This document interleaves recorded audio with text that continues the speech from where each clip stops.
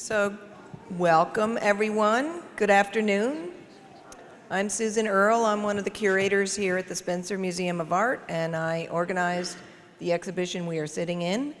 We are so delighted to have 4 artists who are featured in the exhibition here with us this afternoon. And you all are welcome to have a drink with you if you would like. I know this panel is like an hour and a half, so we are welcoming you to do that while you're here. So I thought I would introduce each speaker before they speak, and then we would open up to conversation among the artists if they choose, and questions from everyone. Can everyone hear okay?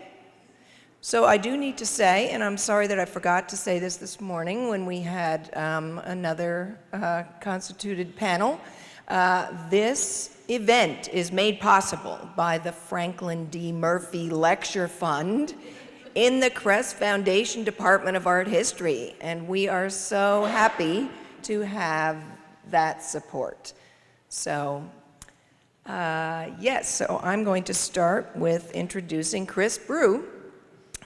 He was born in Sugar Creek, Missouri, and he grew up in the Kansas City area.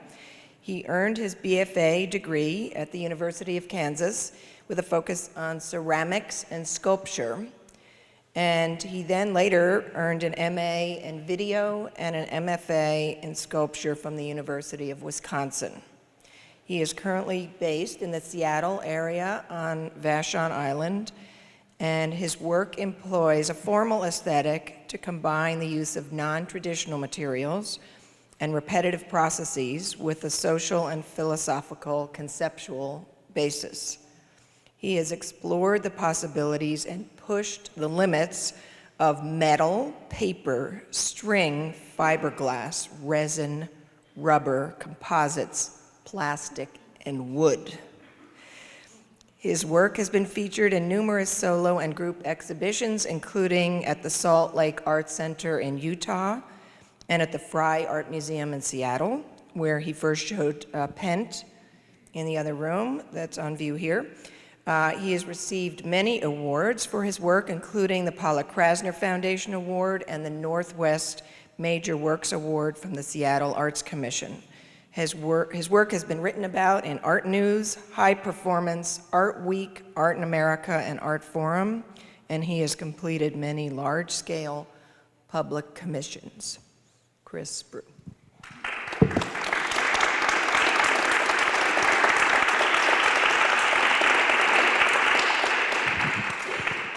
It always sounds like they're talking about someone else.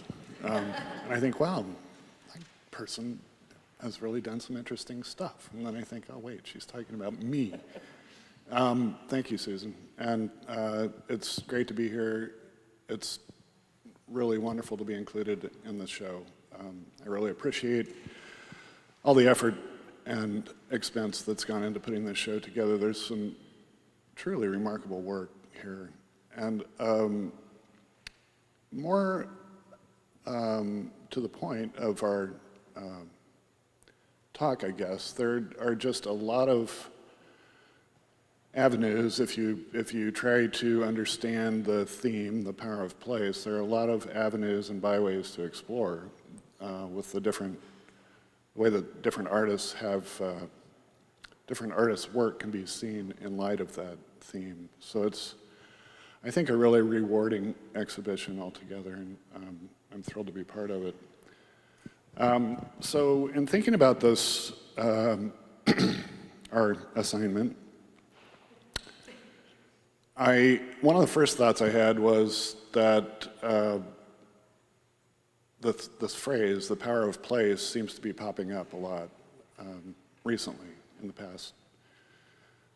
past few years, basically. And that led me to think, well, things always gain currency as they are on the verge of disappearing.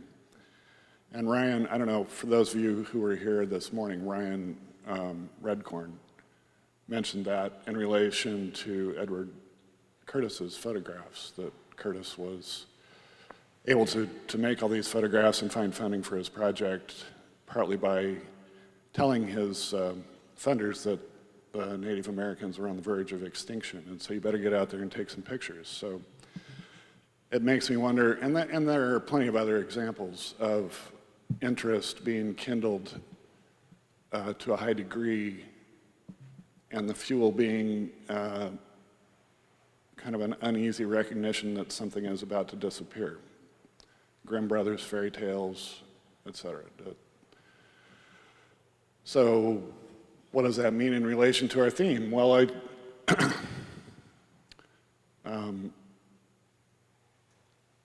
that led me to think that we're living in a time that culturally and economically has an accelerating embrace of a radical mobility. So this, whether it's the move to a so-called gig economy or sharing economy, which is really just not that much different than being a tenant farmer or a sharecropper, there are all these things afoot that are sundering our connections to place and encouraging us to think rather that we live in a time that has transcended any relationship to limitations on resources, on mobility, on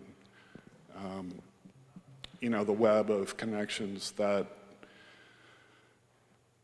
make meaning possible, that make meaningful relationships possible. Relationships are increasingly transactional and short-lived and take place online. So it's not, and this is obviously not super well thought out, but in light of those kinds of thoughts,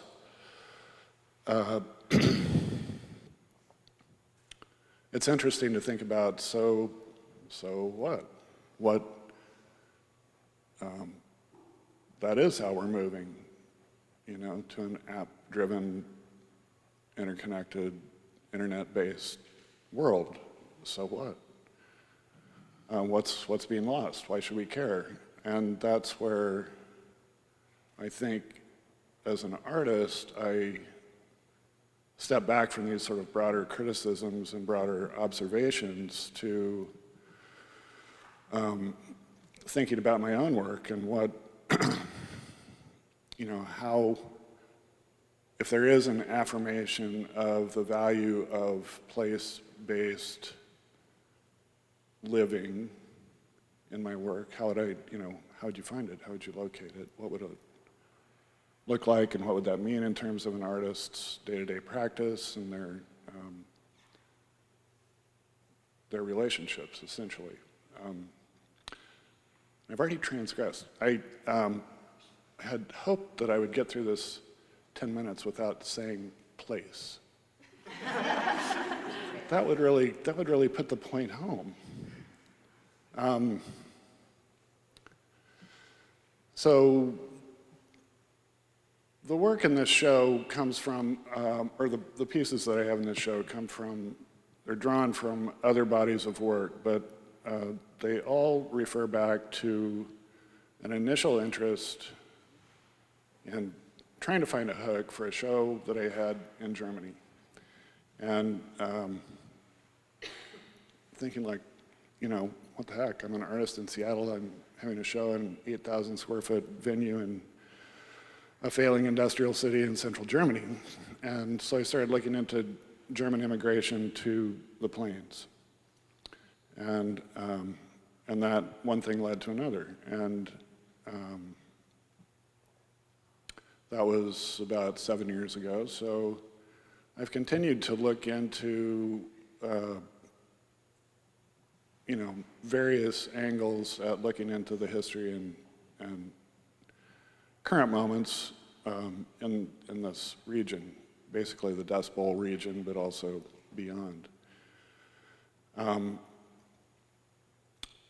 So I guess, I don't want to say, I made this, and this is why I made it, and this is what it's made of, because you can figure that out. Or you can ask me later. But because TikTok, time's wasting here. We have important things to try to convey.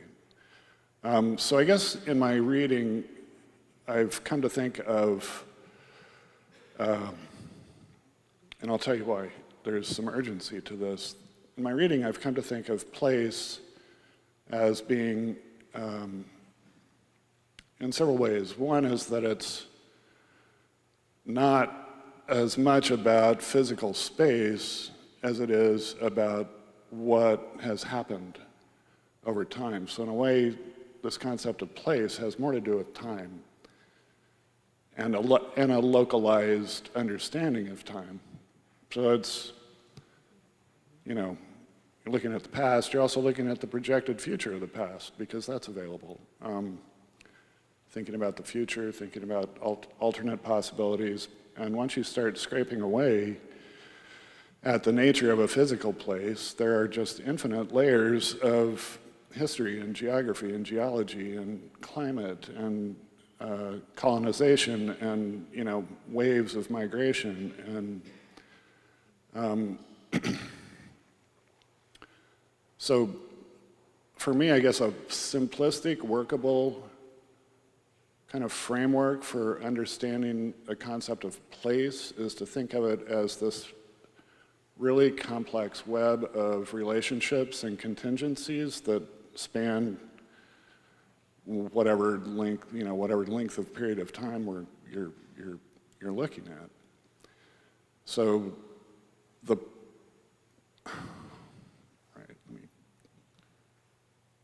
I don't want to put the cart before the horse here. I don't really have a punchline, but I know I'm being awfully cheery, aren't I?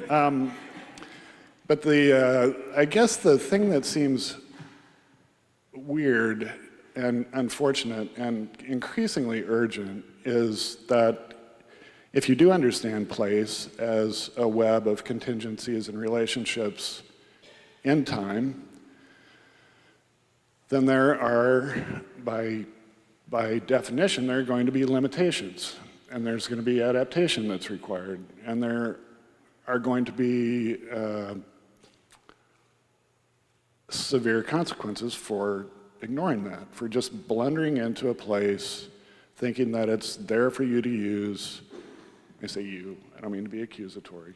This is a problem that started largely in England in the 16th century, was when this idea that land could be owned by people and exploited for an individual's gain, and that there should be no restraints on the accrual of private wealth or how it was employed. And from there, that concept was further refined to include people.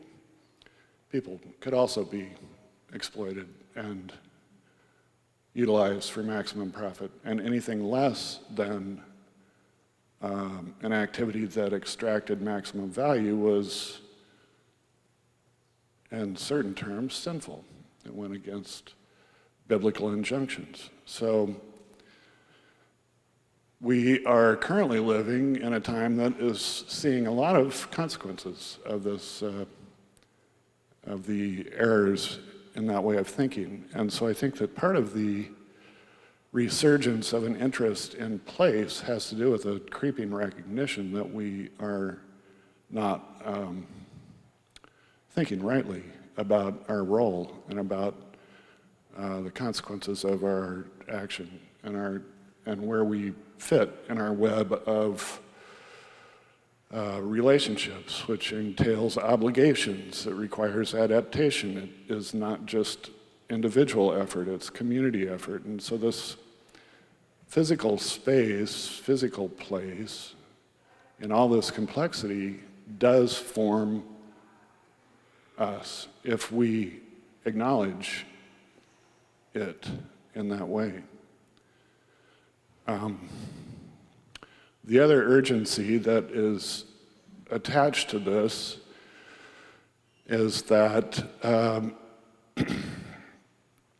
is the role in which space, physical place, all these relationships with place form our community and individual concepts of home. And this was part of the curiosity behind making some of this work, was why do I feel so like viscerally at home in certain landscapes when I know I don't like the food, I know I don't like the politics, I would never want to live here again, but it still just hits me right in the gut. This is home. So I was curious about that, and that was also, kind of an ongoing question in making some of the work in the show. And the last thing I'd like to say is that the urgency around this idea of home is that there are few concepts that are both more intimate and simultaneously more political. And we're seeing that every day, with global waves of immigration for various reasons, the competing for a narrative on our national politics about what constitutes home and for whom and where that's located. So in closing, I would just like to say that thank you for the opportunity to talk and think. Sorry I had to do it right in front of you, but there you go. So yeah, thanks.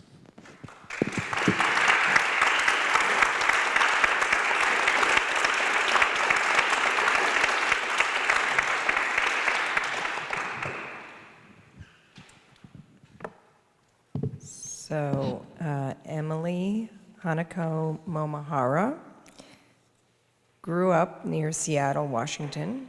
She earned her BFA in photography and her BA in art history from the University of Washington, and went on to receive her MFA in expanded media from the University of Kansas in 2006.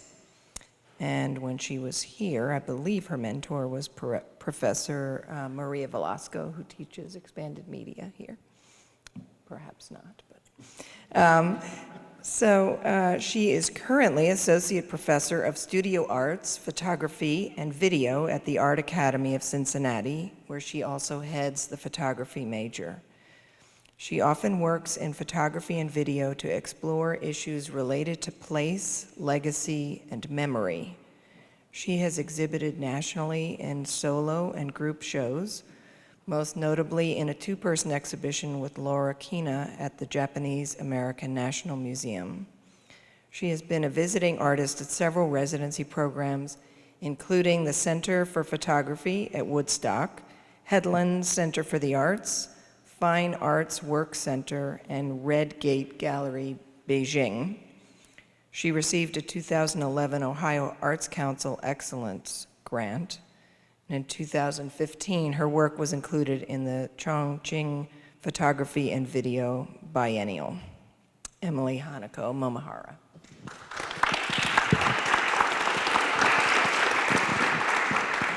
Thank you very much.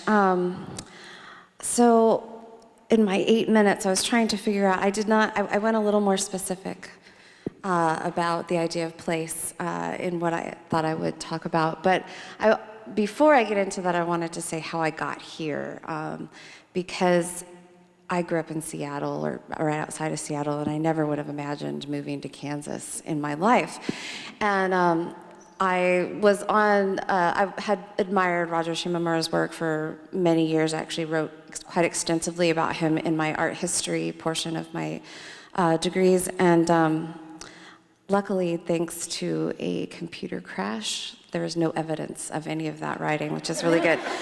I do remember one of the papers was The Layers of Roger Shimomura, which is like a really bad title, so I'm glad it doesn't exist anymore.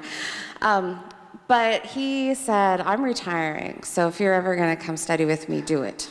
And then he certainly did retire a year after I got here, even though he has been a mentor to me after that as well. So I found myself moving to Kansas, and in thinking about how to kind of tie that idea of place into the work that's in the exhibition, when I growing up on the West Coast, being a mixed race Japanese American woman, was I never had to think about my identity in the same way I did once I moved to Kansas. There were so many people knew not only that I was part Asian, but they could even tell that I was half Japanese, and then, and a lot of my family lives in Hawaii, and so when I moved to Kansas, I would get questions like, what tribe are you? And then later, after moving to Ohio, people thought that I was Latina, and were astounded when I didn't speak my family language of Spanish. In thinking about moving around and place, after leaving the West Coast, I started to really create more of these little islands for myself to live within a community of people who were like-minded, who I didn't have to explain myself to all the time. And, thinking about that idea of island, they, like John Donne said, no man is an island, right? You're part of the continent, but then we also have these ideas of isolation and the exotic, of course. And which leads me to the work that I started doing in 2011 when I went to Okinawa to actually look into my family history, and found that a lot of what we had been told growing up was not necessarily true, and that idea of myth and fact coming together and what makes up your identity, and does it really matter if it was true or not? So I started a body of work called Islands, and I worked on that continuously until 2014, and I was coming through, actually, I stayed with Eric Conrad and Yunmi Nam that weekend, and on my way out to Headland Center for the Arts, which, if you guys are aware, it's in Sausalito, right outside of San Francisco. I was there for a 3-month residency, and you look out into the bay and you see Angel Island, and I was like, oh, I bet you that's where my family came through to become citizens. Or to move to the United States. And so I thought, well, I have to go. So I went out there, and unfortunately, they had experienced a fire at some point, and most of the records from Angel Island was completely destroyed. But I was able to find out that a Japanese person, it took an average of 2 to 3 days to get through the process. And so I camped on the island for 2 to 3 days and made some of the work that you'll see in the show just out of little pieces from the islands. So it's this extension of the work that I was doing, thinking about island culture, island isolation, island exoticism, and then immigration. And immigration has certainly taken on more of a role in my work recently. And as the images cycle through, well, actually, this is me posing as a plantation worker in Hawaii. That's what my family did when they first moved to the US. But as this cycles through, you'll see there's an image of 2 kids at Minidoka, which is a World War II incarceration camp in Idaho. That's where my family was held. And it says, "Never again is now." And this is a mantra that the Japanese American community has been yelling, screaming, posting, trying to kind of compare the things that are happening right now with immigrants and how we've treated immigrants in the past. And so one of the things that I thought was so interesting when that image pops up, it was a billboard. So the idea of having a billboard in Idaho of a historic image of Idaho kind of disrupting that landscape was a really interesting way, I think, to think about place. And hopefully that'll come back around soon. But I never had the kind of loud voice, I think, that I wanted to have, maybe like that Roger had, about being able to speak about these issues. And I found that through the idea of space and place and history and legacy, that those were tools that I could use to talk about those ideas. And this morning, I noticed the Lepard quote that's on the column here, right? So at the beginning, she says, "The intersection of nature, culture, history, and identity form the ground on which we stand." And then at the end, it says, "The lure of the local is to pull of a place that operates on each of us, exposing our politics and our spiritual legacies." And I thought that was really beautiful and kind of wrapped up what I wanted to say today.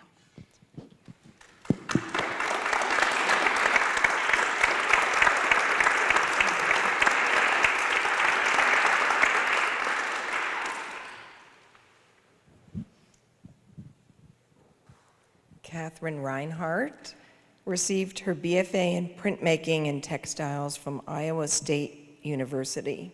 When she came to KU for her MFA, she studied with Marianne Jordan and earned her MFA in the textiles program. She was active in Spencer Museum research and activities and worked closely with visiting artists Anne Hamilton and Cynthia Shira over several semesters as part of the creation of their major exhibition, An Errant Line.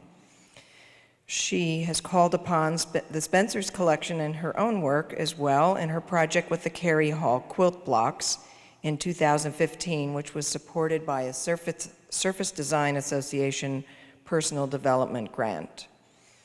She creates fiber works, works on paper, and site-specific textile installations with reused materials as a way of contemplating themes of domesticity, motherhood, and the redemption of forgotten or undignified things. Her recent residencies include Cedar Point Biological Station, Iowa State University Design on Main Gallery, and Arrowmont in Tennessee at their Pentaculum. Her work can be found in the permanent collections of institutions such as Kyoto Seika University, University of Mississippi, and University of South Dakota. Catherine Reinhart.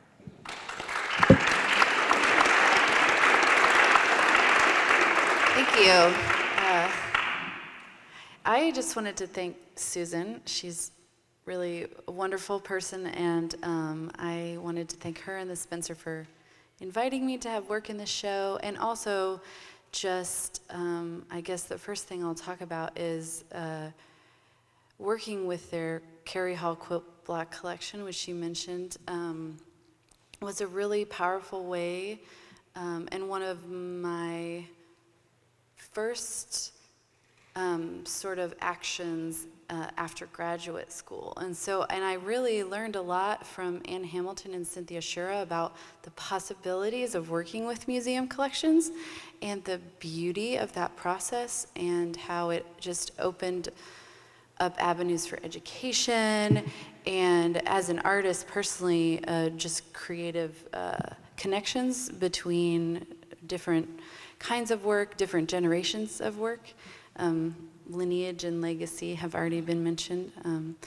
And so after I graduated in 2012, one year to the week of my thesis show, I had a baby. That was a bit unplanned. So I was thrown into making art and being a mother right away. And so to cope, I said, I loved working with the Spencer. How can I work with them again?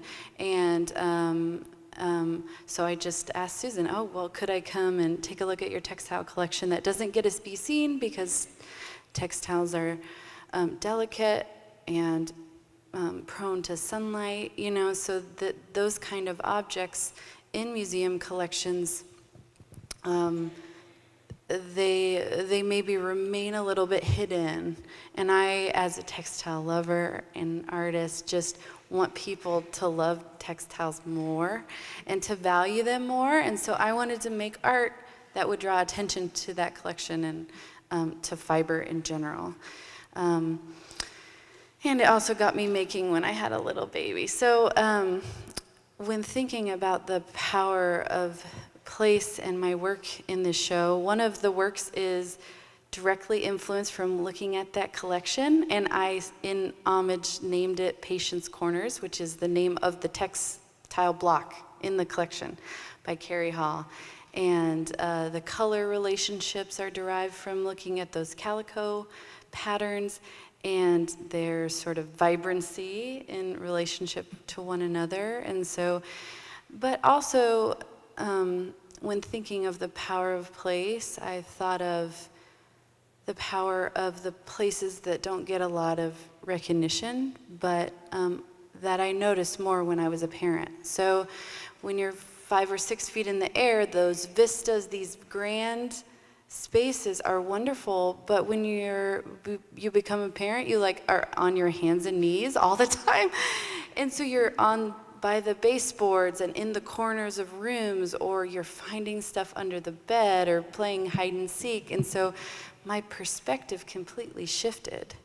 And so I wanted that piece to be able to be hung in a corner, which is not where you typically hang artwork in a museum. Hard to light, they're usually dark. But it's where the connections of the architecture, I felt, are really powerful. You know, the bones of the buildings are strengthened. In those places, I don't know, those structures are really important, those boundaries too, and the passageways. The other thing I thought of in relation to place and sort of in relation to the other piece in this show was and Cris kind of mentioned is this transitional or layered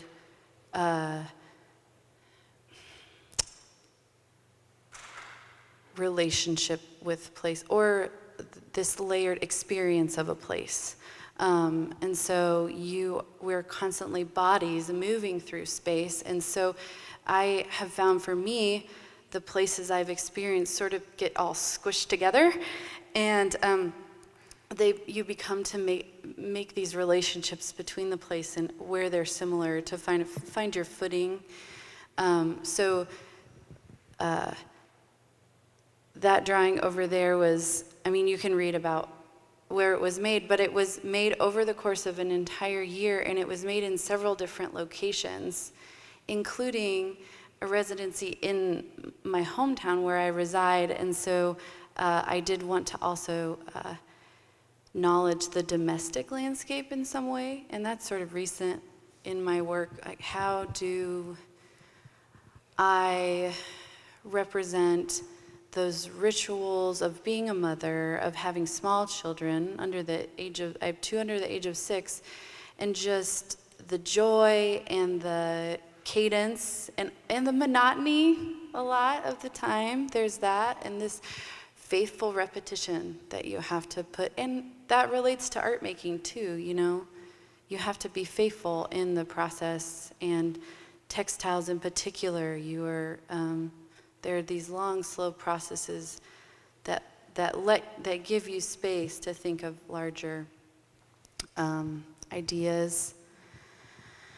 And recently I've been working with maps and interested in how we divide, how we understand, how we represent landscape and geology through cartography, through taxonomies like museum collections, and how we categorize things to try to understand them, and then how those things subvert our efforts to put borders around them.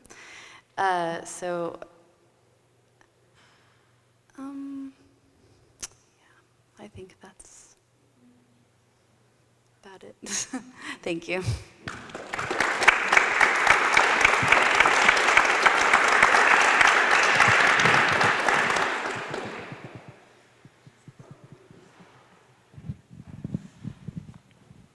David Reisman was born in Chicago and earned his BFA degree in painting at the University of Kansas.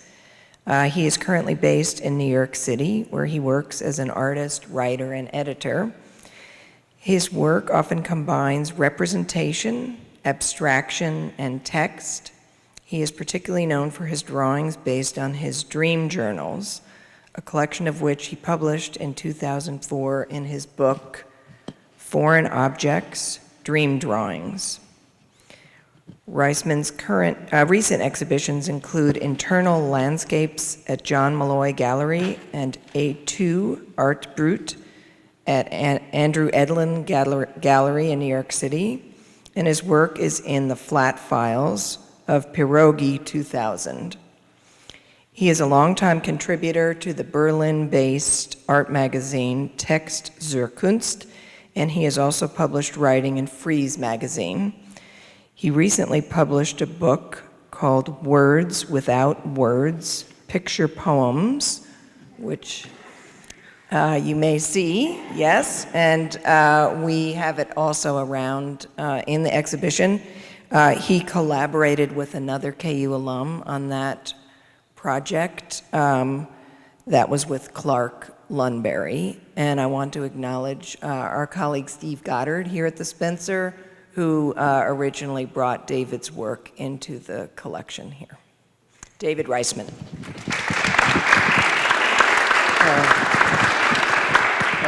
Thank you very much. Can you hear me okay?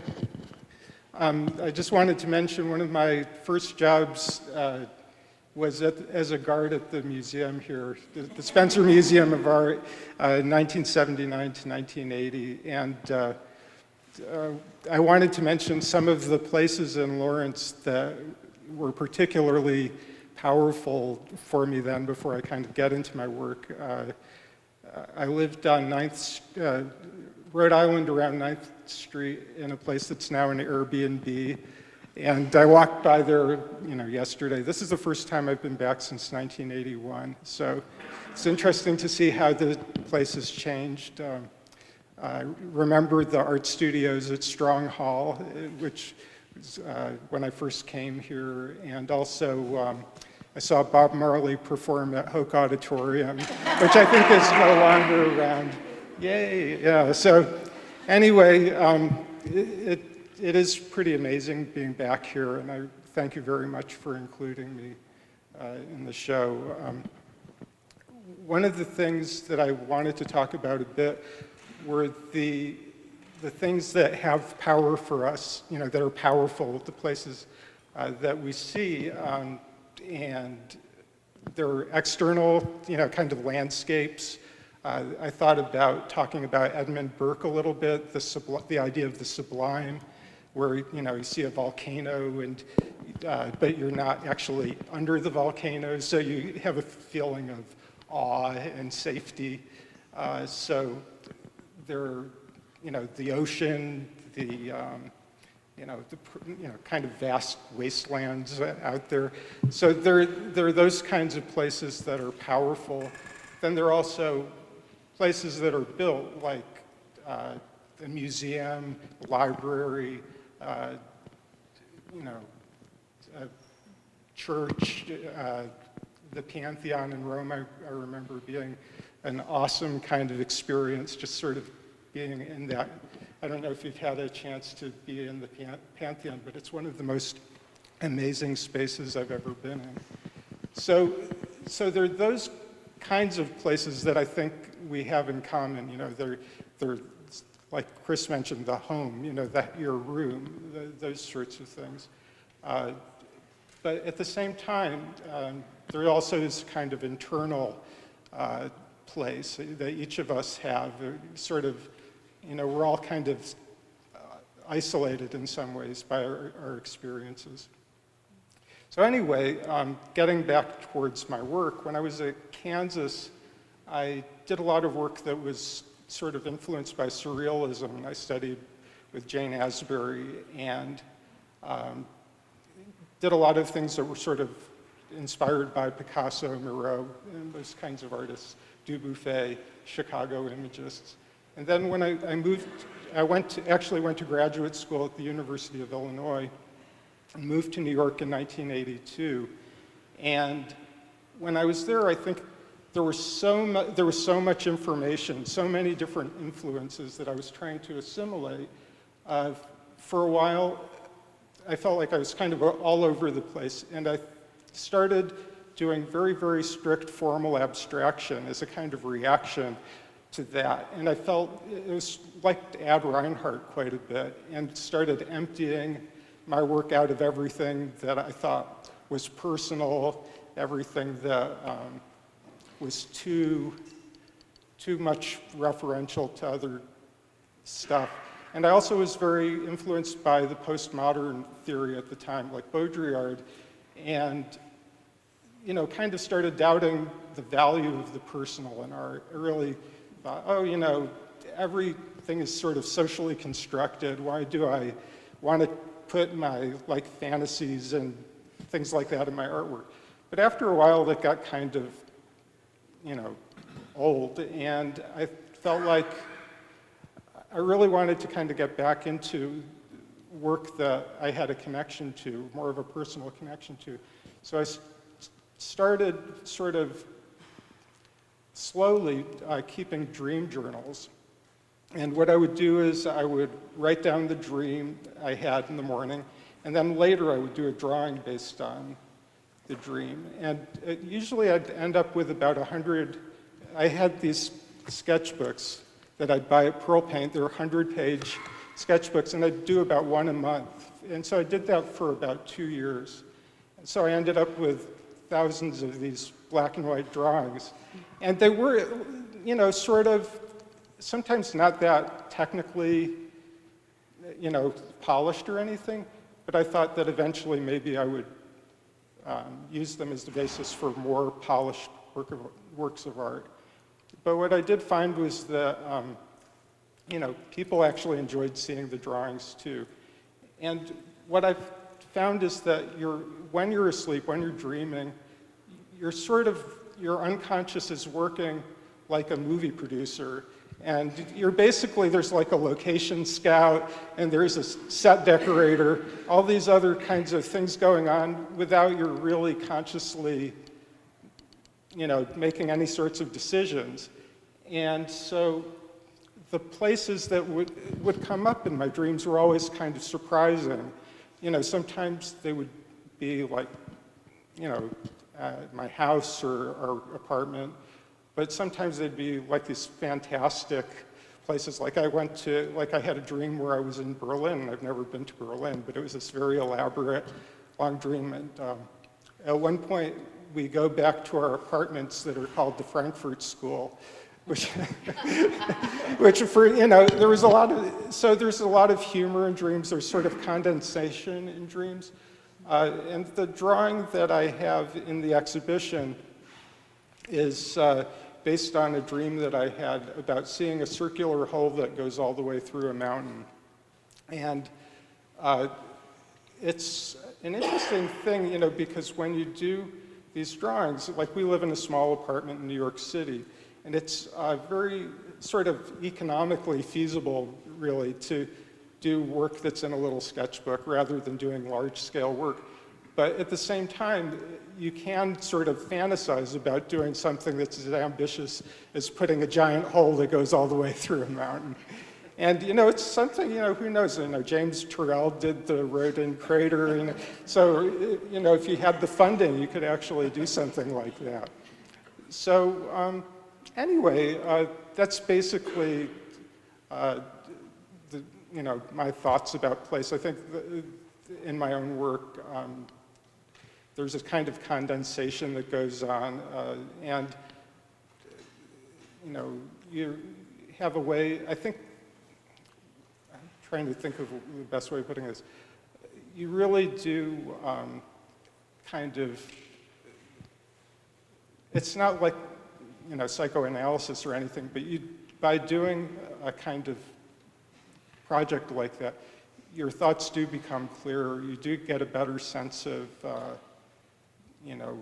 what you're doing. And it actually is, a good kind of process. And I'm still doing quite a bit of other things, but I do keep my, dream journals occasionally these days. So anyway, that's about it.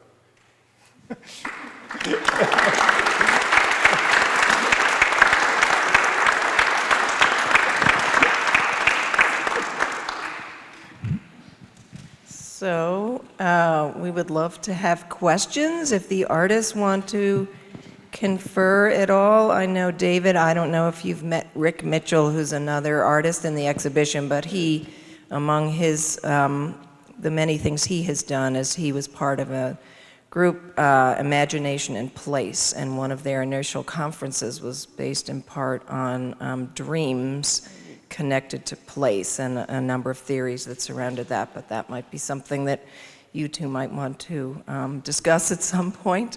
But I don't know if any of you have things you want to ask each other about, or if we want to open up more broadly to questions.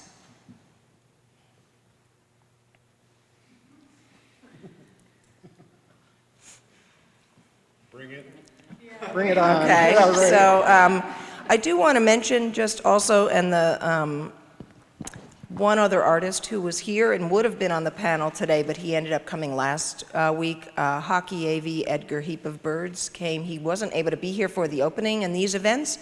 He would have been here with all of us today.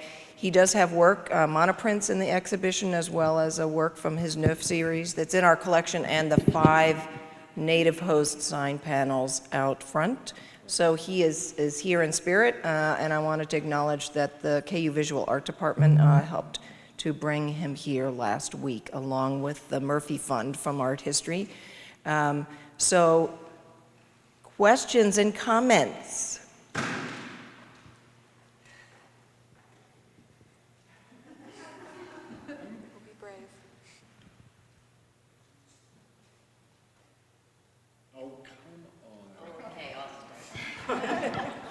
So, Emily, one thing I was really intrigued, and I picked this up in several of your processes, and I would call it different in each one, but that act of pilgrimage, you know, which is what I'll call it, like going to the island and then working with what you have there.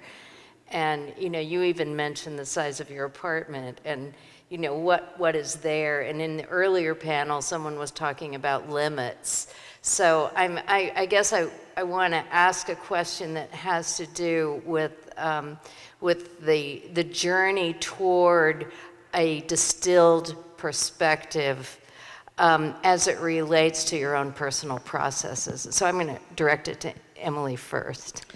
Yeah, that's something that I read a lot about other creatives and how they deal with this idea of legacy and almost like I don't know, for me, like a survivor's guilt kind of thing. Like I've benefited so much from the things that my family has had to endure. There's a quote by Alice White, who wrote The Color Purple, right? She says, I suffer from a racial vertigo that can only be cured by taking what one needs from one's ancestors. And that really resonates with me on that idea of the pilgrimage and wanting to kind of go back and feel some kind of connection, I guess, to those experiences. I mean, I started out in undergrad, I went to Japan as an exchange student, and that was not the way to connect. I'm so different than Japanese women, and I'm bigger. I had purple hair. It was not the experience I'd hoped it would be. And then, looking into the Japanese American experience was really kind of where I found that that sense of legacy that I really was learning or yearning for. Yeah, I hope that answers the question. Anybody else want to take that? Sure. So the question was... Well, just as a way of loosening this up a little, giving everybody a chance to think, walking toward the past in some ways, or walking toward place, and I mean walking kind of broadly as a process, how one builds into your artistic process that distillation of the work, what that means to work in that way. Well, I'm sure we all have different answers. For me, it's characteristically, there is no short answer, but I'll try to concoct one. It's a process of interrogation, of self-interrogation. It involves research. It involves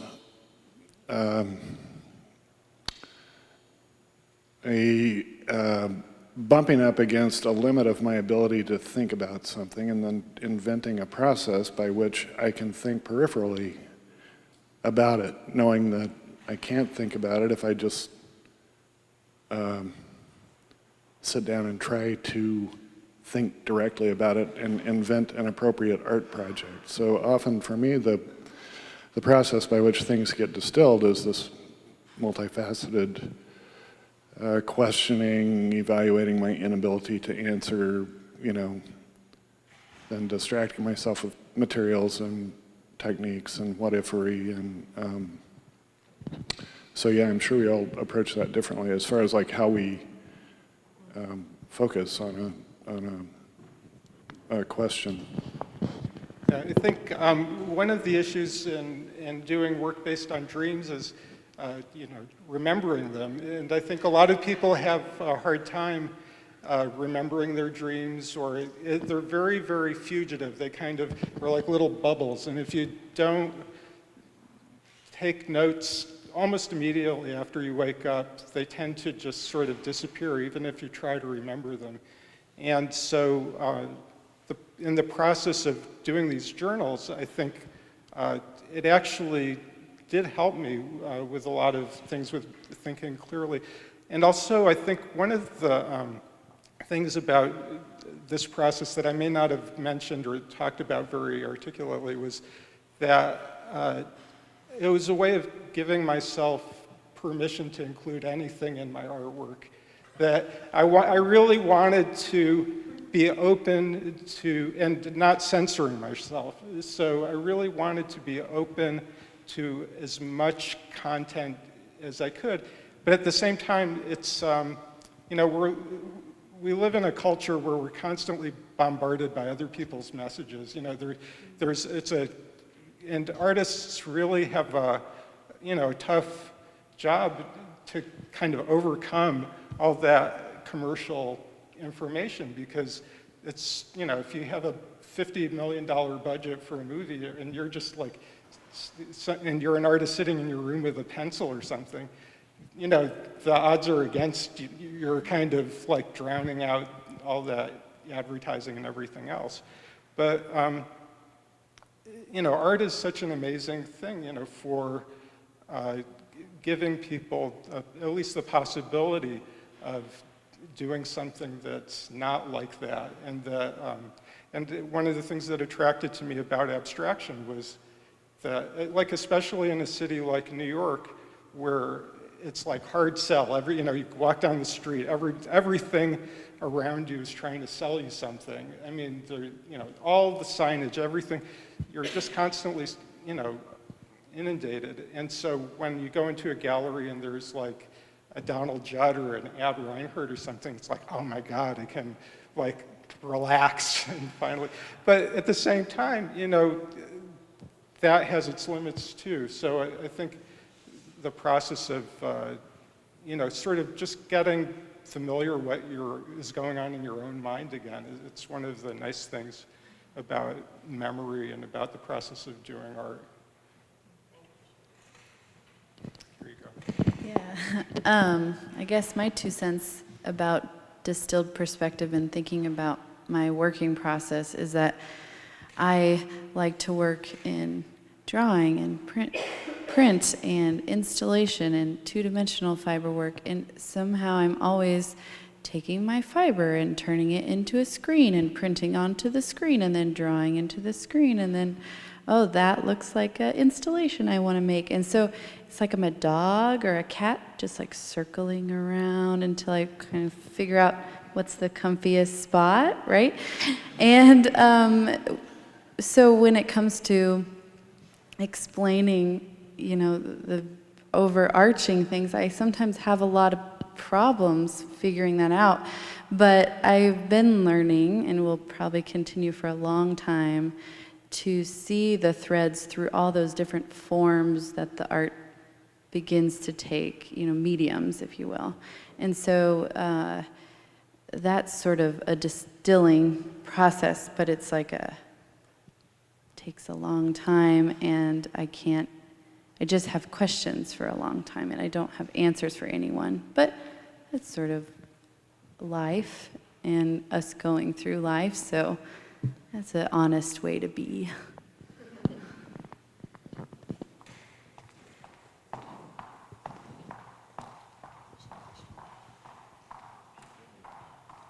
Thanks.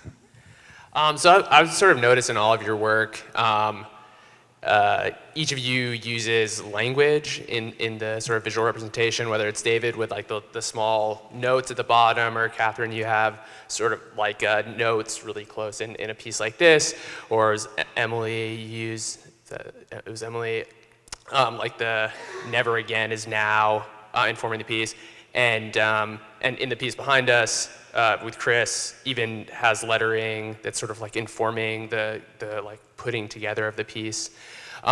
So I'm sort of, oftentimes we think about visual art as something that sort of expresses something that's beyond the bounds or of language, of the capability of language to understand, or at least that's my perception as somebody in the English department. But I was sort of wondering how language and the collision of language and the sort of more aesthetic aspect of art informs your process, and also how the collision of language and the visual informs potentially our conceptions of space and place. I guess I'll answer first. I actually did a painting that was an abstract painting, and on this, in one of the little rectangles, it said, "Language is the house in which man dwells." And I think I've always been interested in the interaction between language and image. And, you know, sometimes you think, well, maybe using language in a picture is sort of like a crutch, or it sort of, it detracts or something. But I think, you know, in one way, the language can contrast with what's going on visually, and it's also another visual element. So even if you see like an Anselm Kiefer painting, and there's, you know, writing across the top, you might not know what the writing is saying literally, but it's a visual element that conveys meaning. You know that you can get more meaning from knowing what it says, but at the same time, or maybe with calligraphy, it's the same thing. There's a visual element to it, but understanding it may add a whole other dimension to it. And I think with, you know, my dream drawings, the language comes first. I mean, I'm remembering a narrative, I'm remembering a story, and then I'm trying to think about how to visualize that in some way that either clarifies it or contrasts with it, but in the same way that, like, if you looked at a New Yorker cartoon that didn't have a caption, or if you looked at the caption without the cartoon, it's, you know, wouldn't be the same kind of thing. I actually, I never published these, but I did a whole series of things that were New Yorker cartoons with all the people taken out, and and the idea was that it was sort of like the set dresser of the New Yorker cartoons. So there would be like an island with no people on it, or like an office with no people in it. And I also had an idea for doing a film that would basically be a shot-by-shot recreation of a well-known movie that just had all of the locations. And so it's just you're adding something, but, anyway, I think it's an interesting question, how does, like, I love comic books, I love editorial cartoons. If you see a comic book page in a gallery, it's not the same thing as seeing a painting. In a gallery, there's too much reading to do, but I try to keep the reading to a minimum. I don't have like lengthy texts that I expect people to read. And, you can see my artwork like, individually or all as a group, but anyway, that's just my take on it. You want to say something about it? Yeah, sure. I have recently started putting text. I loved your comment. It was very affirming, because I had some fear about text in print when I was learning printmaking, and it's hard to do because it's mirrored image. So you can mess it up as a student pretty easily. But in this map piece, I was really hesitant to actually add these notations that I had taken from braiding my daughter's hair, because the drawing was so beautiful, fluid. The marks were like, they're like hair, but they're graceful. And then I just felt, oh, it's gonna just be like words in there, like stamped, you know? But I was looking at these maps of or hiking maps that you would find at campsites, and they had all this additional local information about, you know, this creek is flooded out, don't go this way, or this is the best camping spot, or 5 birds were seen, you know, rare birds were seen in this location, or sort of secret information. And I feel with my kids a lot of the times, children create that kind of language all the time. And when my son is 2, and so he just recently is learning how to speak, and before there's words, there's sounds and intention and movement towards like their desires, and so, which is sort of like dance or like drawing. And so I just connecting the formation of language with then teaching them how to speak, and eventually writing. And my daughter's in kindergarten, so she's just learning how to read.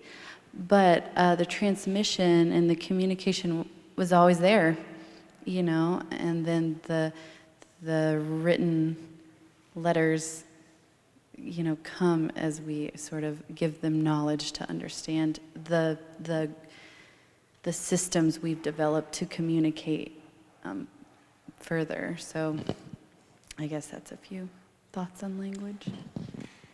Just as I was listening to you guys talk about it, I feel like you think of words in a more poetic way than I do. When I think about language and using language in work, I typically think about it in using the norms that society has already set out for us, and then subverting that in some way, taking it out of context or rearranging things. In my mind, and this is not true, but in my mind, language is more concrete than visual representations. And so when I think of using text, and I don't very often, it's very specific, and it points to kind of the way that advertising maybe uses text, because that's a language that I'm so familiar with.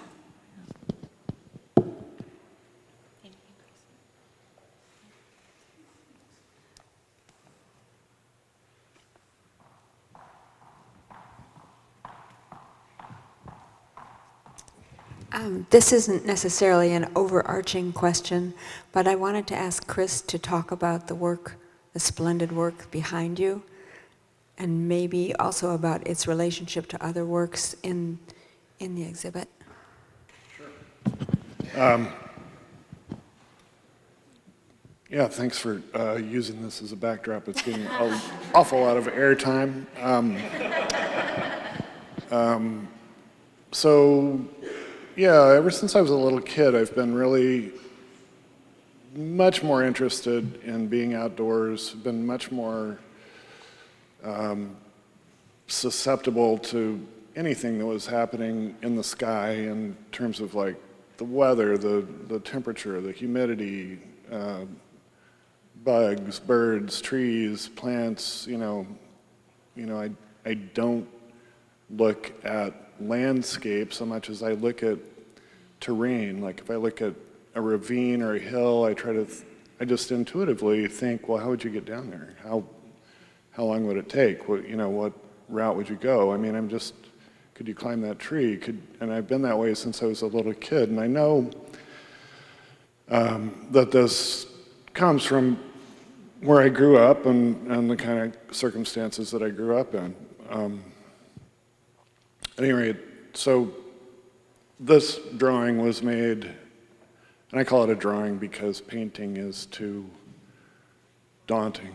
I don't know how to paint. That's something that like professional artists do. I had an opportunity to have the show in Germany in an old machine hall that was like 85 feet by 120 feet with 27-foot ceiling. So it was like this room except like 12 of them. And I had a couple of months to work in a shop over there to make some work for the show, but I thought I should really try to come up with some stuff that I could take on the plane and then kind of go, wow, and have a big piece of art. And so this presented itself as an idea, and I had never made anything this big, and it was just really fun, you know. It took up my entire floor for several weeks, and I wanted to make something really that would, you know, weather maps, I was thinking about the plains, of course, and the weather on the plains and how the sky is the biggest event at all times, and that the topic of weather is not due to a failure of imagination so much as a critical dependence that residents of the plains have on the weather and the peculiarities of weather and the mapping of weather as both, you know, this idea that you make a map that's in constant flux because the weather is constantly changing. So you're making something that's both descriptive and predictive. So it's this completely impossible prospect. But I mean, so at any rate, that's kind of how it happened. And then just as far as like the painting of it went, it was sort of setting up circumstances in which accidents could happen with pigment and water, and then waiting, and then for it to dry, and then kind of going, oh, well, that happened. Now what? You know, so it was sort of like make a move, see what happened, make another move. So, yeah.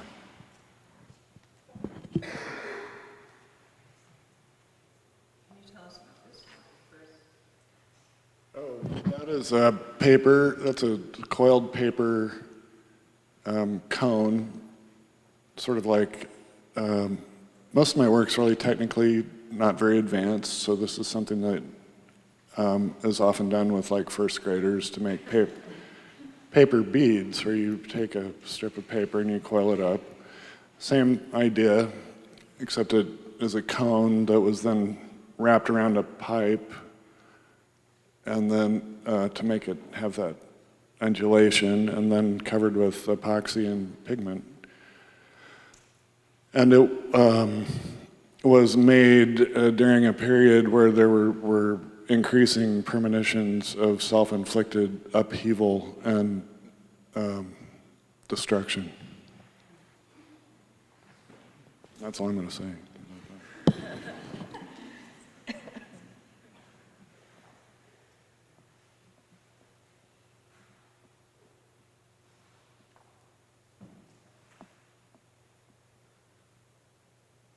Really?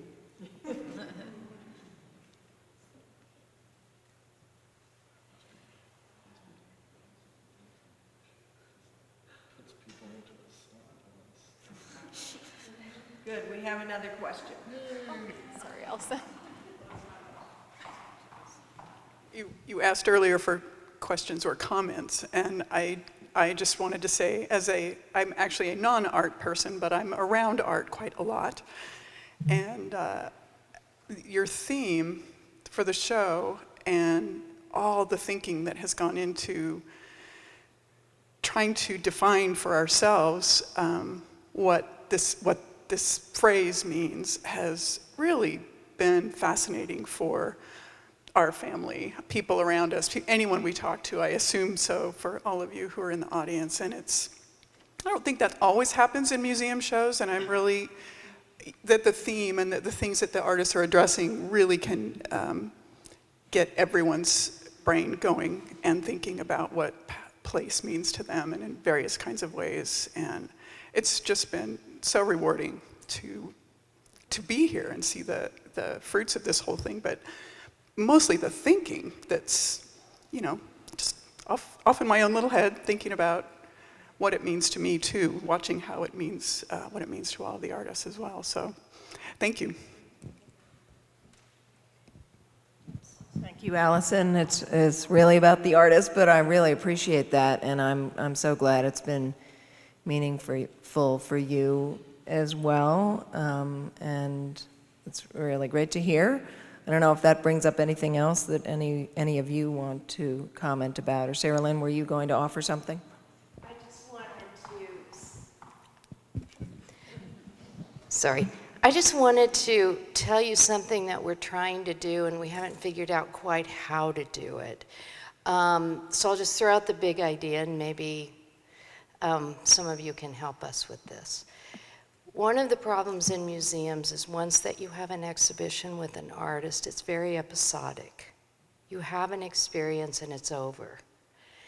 And we have this very unique situation here where we have ongoing relationships with artists, and you've heard their names over and over again. Roger Shimomura, you know, there's a whole list of people that create this thread that goes a long distance. But what we are noticing is that we bring people together for a panel like this, and then what? And I see Steve in the back of the room because I want to make this point because this is, maybe somebody can help me make this come true. We recently had another absolutely wonderful series called Big Botany. And we also had erudite panels and thinking and this whole surround. So how do we build a constellation of thinking, researching artists around an institution like the Spencer Museum, in addition to our student advisory boards, our national advisory boards? You know, there's the old idea of an artist advisory group, but actually that's not what I'm thinking about. I'm just thinking, you know, how do we continue the thought process? So my first very pedestrian idea, and then I'll sit down because somebody else will have the way to do it, is that look at the online version of the Big Botany artists, because you will find a lot of resonance. It is online, Steve, right? All the, tell me about that, Ryan. Yeah, the symposium is online. It's on our YouTube page. Okay, so that's just a couple months, 2 or 3 months ago. Another whole set of artists. So investigate with us, and this is mainly for the artists, but all of you who want to think more deeply about things that go on. What we are trying to do is create longitudinal relationships with artists so that post-exhibition you still have a relationship with us, and maybe you come back to our archives again, and maybe you come to our Goddard print study room and you talk about a variety of things in there. You know, how can we do that? So this is just the long view. You know, this is one thing, and I think your comment brought that up for me because that's what I'm mulling over. Our collections stay here, our objects stay here, but how can we not archive thinking, but at least have some way of maintaining a continuity of the artistic imagination? So, I don't know where this came from. It's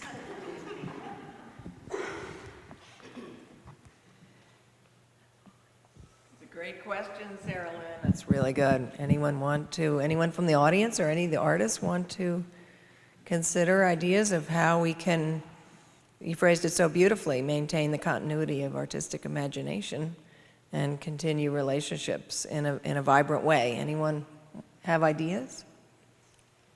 That could be an open question. Yes, yes.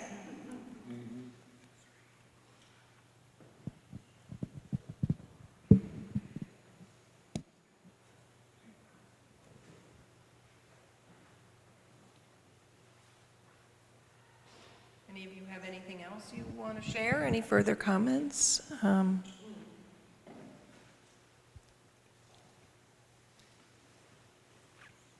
Well, thank you so much.